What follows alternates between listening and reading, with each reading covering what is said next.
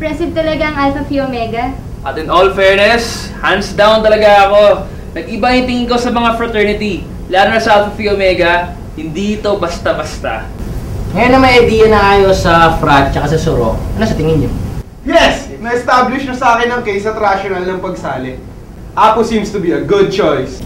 Bakit sa lahat ng sasalihan, bakit Apo?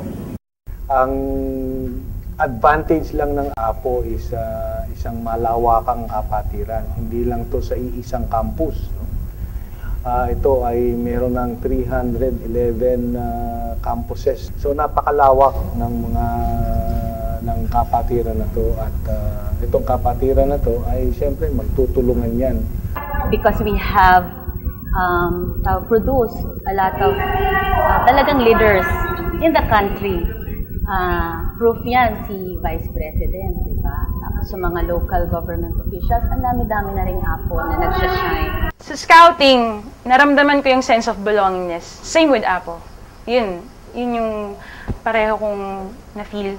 Parang mas mafe-feel mo nga kasi sa Apo kasi, di ba, iba't ibang personalities yung mga tao, iba't iba yung characteristics nila, ganyan. Pero kahit iba-iba kayo, mafe-feel mo na kaya ka nilang tanggapin. Kahit iba yung ugali mo, iba yung paniniwala mo. So yun, yung sense of belonging. Yung for me, yung pinaka-complete na magbibuild sa sarili mo is yung Alpha Phi Omega nga. Matututunan mo doon yung pagiging madiskarte mo, pagtayo mo sa sarili mo, pati pakikasama mo sa mga ibang tao. Ang Apo hindi namimili. May equality. Kahit anong race, kahit anong religion, kahit anong status sa buhay, pantay-pantay.